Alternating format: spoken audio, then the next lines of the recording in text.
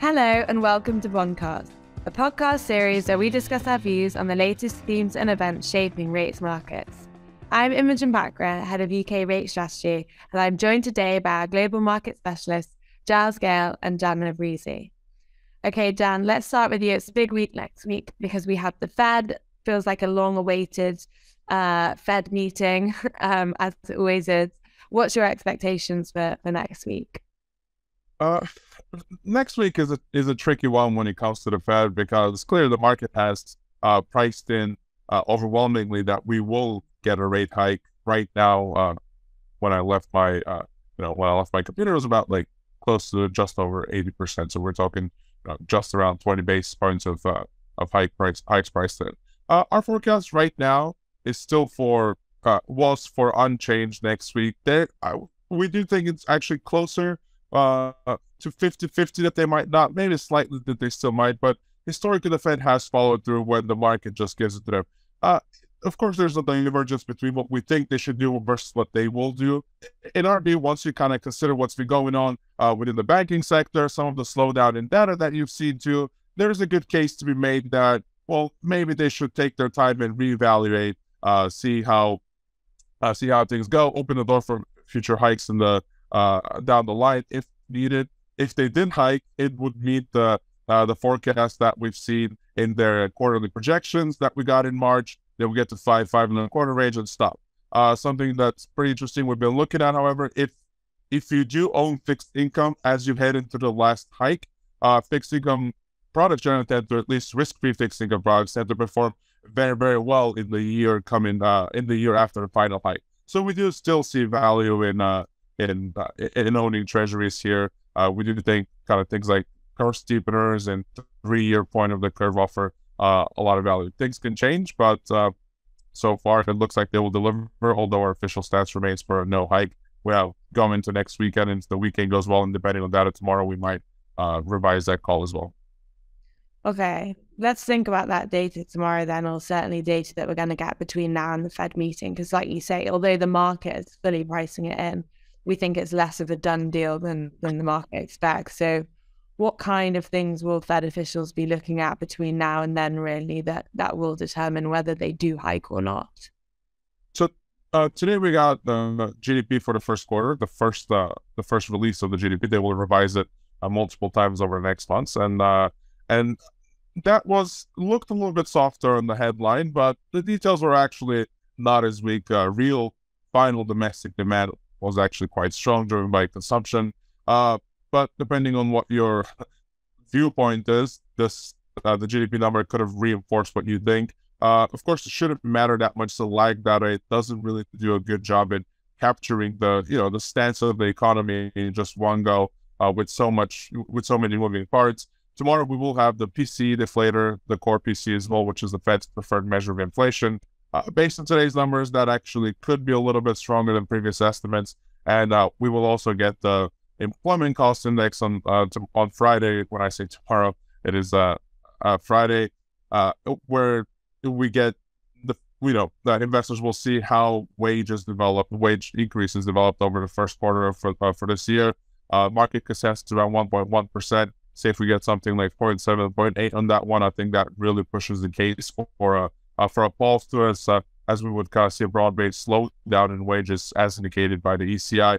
And finally, early next week, the Fed will receive the results from the so-called SLOOS, the Senior Loan Officer Opinion Surveys, which show how much lending conditions have tightened. They are already pretty tight, but we could see further tightening there, and that might kind of lead the Fed to reevaluate whether there's a need or not for a hike. For the rest of the mortals, we will get the SLOOS data 1 week after the Fed and following their decision. But these three releases, PCE, ECI, and the SLOOS, could be key in deciding what's going to happen on next Wednesday. And of course, finally, just to finish up with, if we do see continued turmoil within the banking system, just like a lot of the headlines were suggesting this week, that could also lead the Fed to do a kind of like a cautionary pause and indicate that for that purpose. Okay, that makes sense.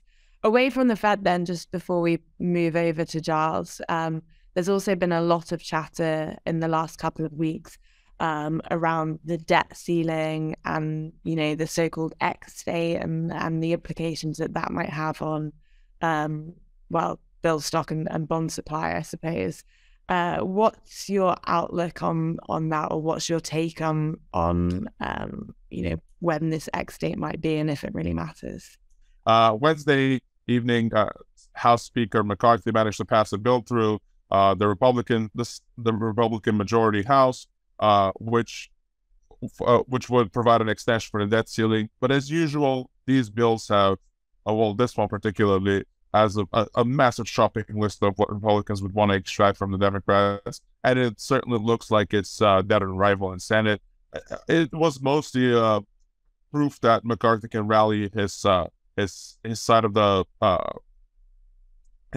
House and manage to pass that, as it was a litmus test for him after all the drama with him and his struggles to get to assume the position of the House Speaker. So that's one. It's not going to pass Senate. We know that for a fact. Well, not for a fact, but very, very likely going to get tweaked over the next weeks. Number two, we have been seeing more from tax inflows post the April 18th tax deadline. Even this week, we got a lumpy payment from individual checks that are now clearing. The Treasury cash balances have surpassed 300 billion. At the time of recording, the latest number was 312, which gives me a little bit more confidence that our forecast for end of July, early August of a potential default date, should we get there, still holds. Market is more or less in line with our view, with Treasury bills near early August trading pretty cheap compared to their funding rates, while the very, very short-dated stuff, I'm talking about the 1 month in, are trading at extreme premium to corresponding fund SOFR rates. And finally, you asked about the bill stock. Over the past few months, we have been on net seeing a pay down in Treasury bills. That's stopped. We're most likely going to flatline over the next months, as kind of like this optimum level has reached and what's allowed on the debt ceiling. Once debt ceiling is resolved, that will lead to a massive influx of Treasury bills. Nothing in longer debt issuance, but we expect to see 500 to 600 billion of Treasury bills issued in the few months after resolution is announced. So that should certainly have its impact on short-dated markets. And as you have the collateral that's been issued, Treasury notes that were issued during COVID rolled down into the sub-1-year sector, plus the bills coming in, that will cheapen, in our view, very front-dated paper. Okay. Lots to watch out for in the next couple of weeks then. Giles, let's move on to you, because it's not just the Fed next week, of course. It's ECB, and other things as well. But perhaps we should start with your take on the ECB and what we'll be watching out for next week. I guess it feels like more of a done deal than it does for the Fed, that they're going to hike, but the debate is still very much between 25 and 50, and it feels a bit like the market can't make its mind up there yet. What's your take? Yeah, you're not wrong. I mean, it's mostly about the ECB next week in European rates, and as you say, it's basically going to be, is it 25 or is it 50? The market is, I think, about 2080. That is 20% looking for 50 basis points at this point. We are pretty solidly in the 25 basis point camp, but I think, given that there is that choice, and there's quite a lot of important data out between then and now, and so I think it's reasonable that we see roughly that kind of split at this point, to be quite honest with you. I mean, what is that data? We've got CPI figures out tomorrow from Germany, France, Spain, so the main big countries, I suppose, except for Italy, I believe. We get the CPI release for the whole region on Tuesday. There's the bank lending survey, so that's the equivalent, I suppose, to the European equivalent to this SLUS survey that Jan was talking about. I assume that will show that credit conditions are pretty challenging still in Europe, and that's really one of the key reasons why we think the ECB will do 25 and not 50. And in actual fact, it's just worth noting on that point, that according to an array of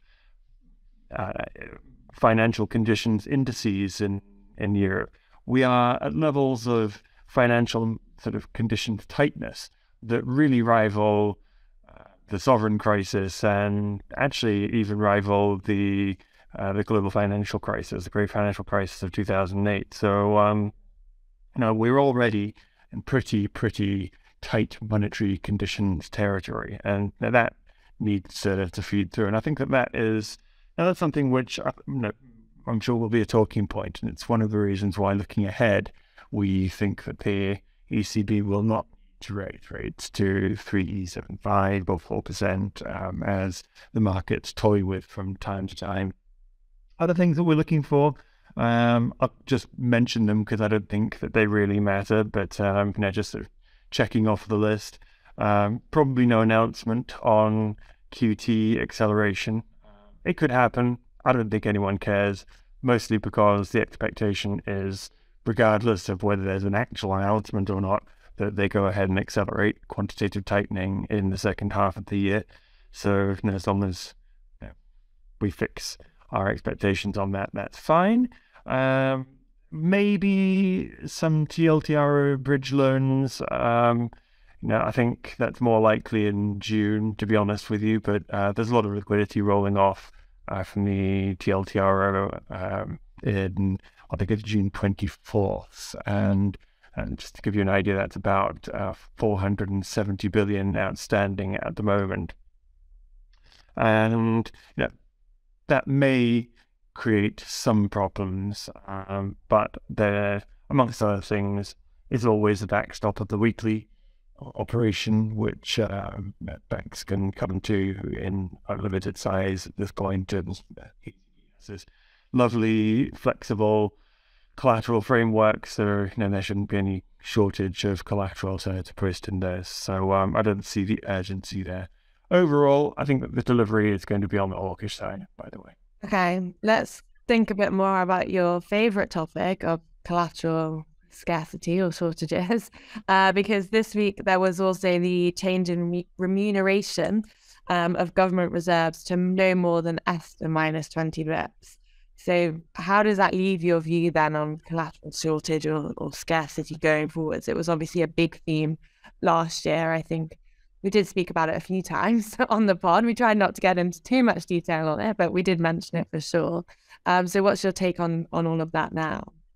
We sound like a terribly tedious person who gets excited by little things like this. No, listen, I don't think that this is going to be a big problem, to be honest with you. But there is a range of views out there, it seems, and so I thought it was worth just mentioning, amongst other things, because it has implications potentially for front-end rates and in particular for asset swap levels and things like that. Just a couple of points. I mean, it's not actually a change, for example, for the Bundesbank, who actually already offers ESTA minus 20, so it doesn't necessarily bind on them, although of course they may use this to reduce the rate they pay on government deposits further still. No, I mean, I think overall it could richen repo a little bit, and from that point of view, it's going to be an interesting experiment, and this is kind of why the ECB is inching into this slowly, just introducing a reasonably defensive spread first of all, just to kind of see how the market responds. There's 350 billion of government deposits out there, which in principle, if they're not placed with the euro system, could go out and chase returns in other sorts of assets. Obviously the euro system will retain its convenience advantage over anything market-based, and so I don't think you're going to see 350 billion all just rushing into the cheapest thing it can find straight away. But it's reasonably significant numbers that we're talking about. I think it's important to note that I don't think it's going to drive specials, for example. I mean, this is people who are long cash who are going to want to to find ways to place that, but they're not looking specifically to source special bonds or anything like that. But just more generally on the collateral good scarcity theme, I think it's important just to remember that last year it was really driven by volatility, and this combination of extreme market volatility in rates and in energy. And so there are charts of initial margin, for example, that absolutely ballooned, but I think it was also over a short period accumulated variation margin as well, which was so we don't have that. And at the same time, we have had an awful lot of net bond supply, which just means that there's this extra sort of cushion to soak up demand, particularly if it comes into to areas like repo. And then looking a little bit further ahead, you've got things like TLTRO repayments, which will release collateral and presumably make it more appealing to banks to take people's short-term deposits. Finally, asset swaps. I think they already price all of this in. I mean, Nashat, for example, when last I looked, were trading at a plus 57 or something like that. Whilst, repo is maybe that sort of 10 basis point spread or something like that. So there's a lot already baked in there. Great. And then I guess wrapping all of that up into your market views, let's say, based your, what you mentioned about collateral scarcity and what you think about the ECB and the front end, has anything in terms of your kind of market views, curve views, duration, spread views changed over the last week? Not really. So my main trade themes are still front-end steepeners, also the front-end money market steepeners, long-end steepeners as well. We've actually had quite a significant steepening just in the last couple of days, but I think that's in the direction of the strategic theme of the year, as we've mentioned a few times on this podcast. So I think that 1030 steepening is a go with, not fade. Although tactically maybe just my conviction there is a little bit lower. Conditional steepeners as well. I've been looking at those. So I think that there are opportunities around conditional steepeners in pairs swaptions. As we've discussed in previous podcasts, I'm reasonably constructive still on spreads, asset swap spreads, CGB spreads, broadly across the spectrum. So that's it for me. Now on to you, Imogen. Now let's, I guess, start with this week's focus, which was the linker syndication. It was taken down, well, I think you told me quite well. It seemed to me like it was extremely well, actually. Talk us through the main points from that and what the conclusions for the market may be. Yeah, I guess the kind of headline there is that, it was a slightly bigger issuance size than we and I think the market were really expecting. So they sold 4.5 billion of this new bond.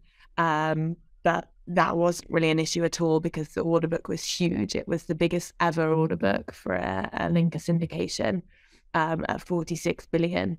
That was certainly the kind of headline that was doing the rounds yesterday. I guess to put that into context, the last time that the DMO did a syndication of a similar size was back in 2021, I think, where they issued 4 billion of a bond and that attracted an order book of 29 billion. So quite a considerable bid to cover ratio, if you like, which, as you say, is indicative of strong demand. And the other comforting, although perhaps unsurprising, but certainly comforting to the DMO factor will be that nearly all of that came from domestic investors. So that is the kind of general trend in UK syndications, certainly the linker syndications, that kind of 90% or more tends to go to domestic investors. But the last syndication back in November 22, obviously following all the volatility and the kind of don't want to call it a crisis, but the volatility in the market, the proportion of domestic investors was only 78%, so that still sounds very big, but relative to normal, that was small. So that domestic investor proportion just kind of went back to usual, I suppose, which is a good thing.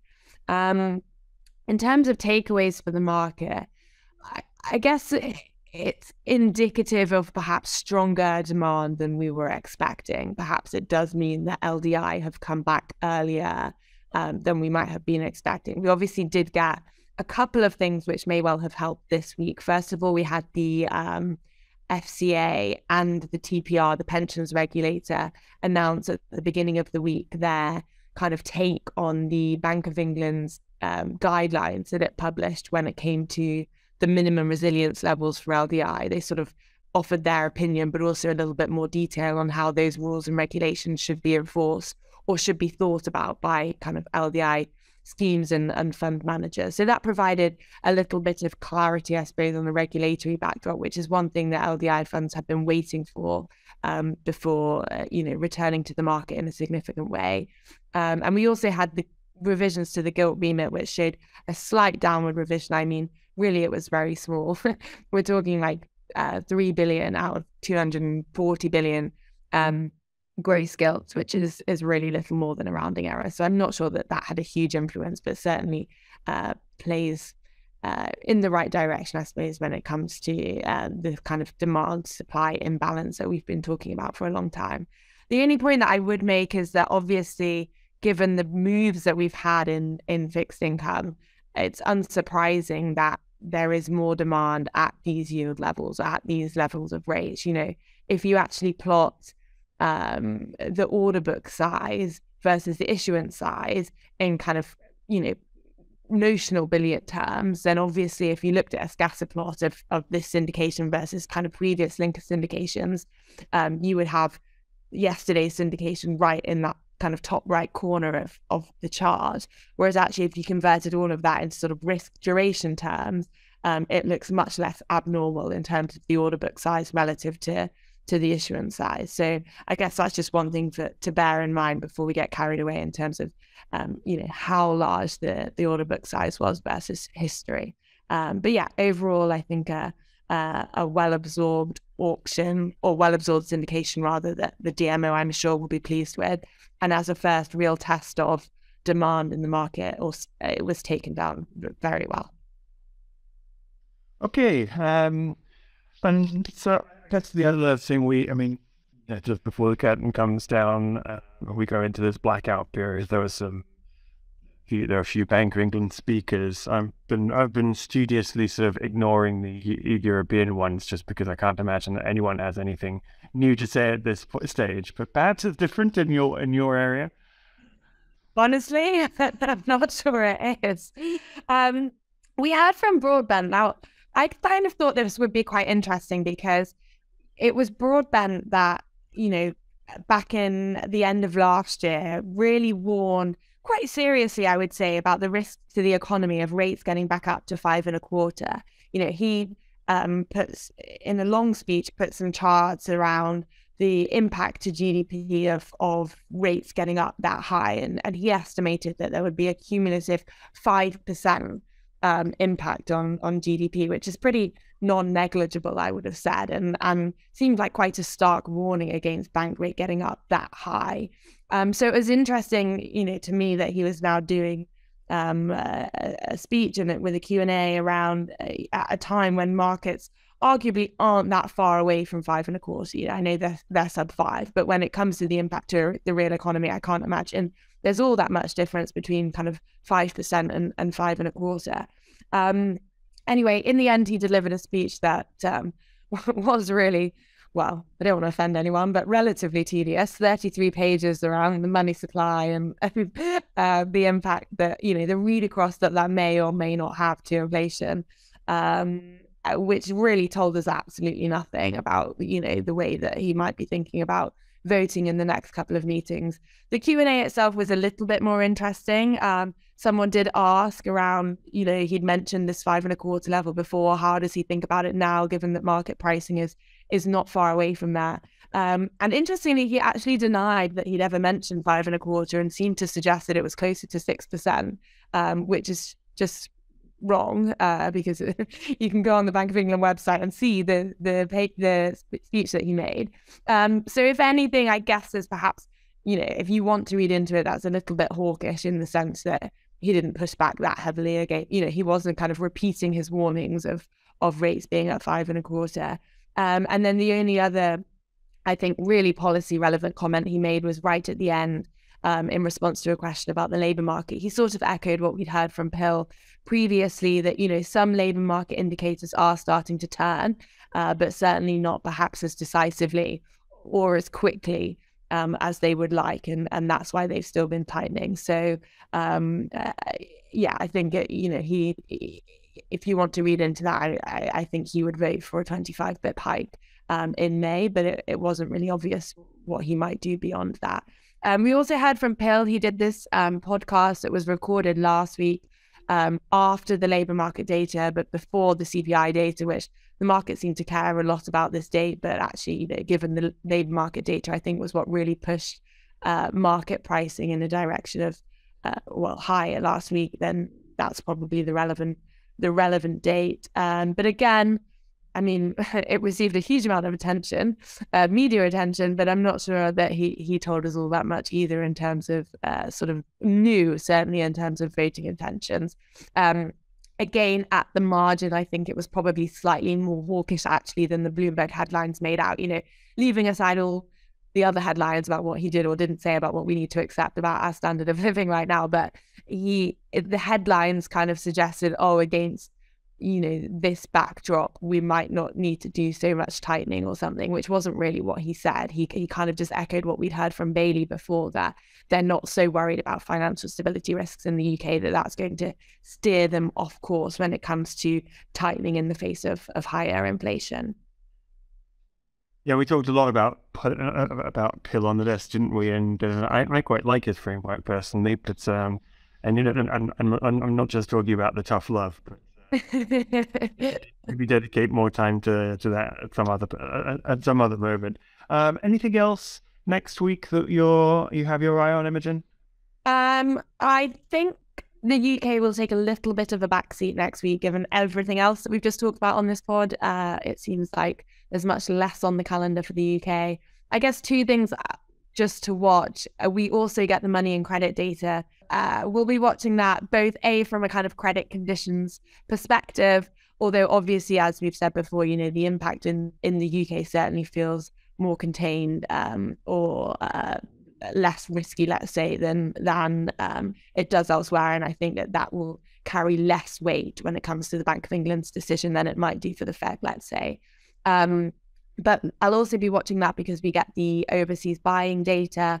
It's been a long-standing theme of ours that we think that foreign investors are staying away from gilts. They have been so far this year, so it'll be interesting to see if they kind of followed through with that in the last months of data. Anecdotally, we've heard a lot from Japanese lifers over the last couple of weeks. Not that they're necessarily huge buyers of gilts, but certainly they're shifting away from foreign bonds in general, which certainly doesn't help overseas investments in gilts either. And then the other thing I'll be watching is the Bank of England's decision maker panel survey, their DMP.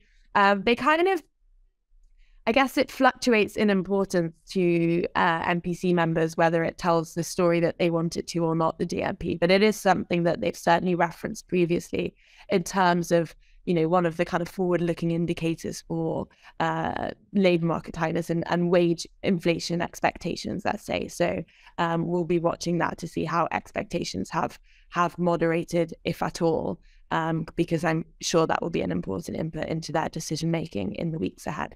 But otherwise, a very quiet week, I think. Well, hopefully, in the UK, as you said, Giles, the central bank speakers will be in blackout period. So it'll be a quiet calendar from that perspective as well. And that's probably enough, not to end on a particularly exciting note. But lots outside of the UK to be watching next week, that's for sure.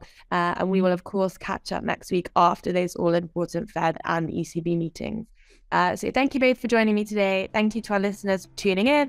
And just a reminder, if you liked today's episode, please don't forget to hit the like button and click subscribe so you can get the latest episodes as soon as they're available. Thanks. See you next week.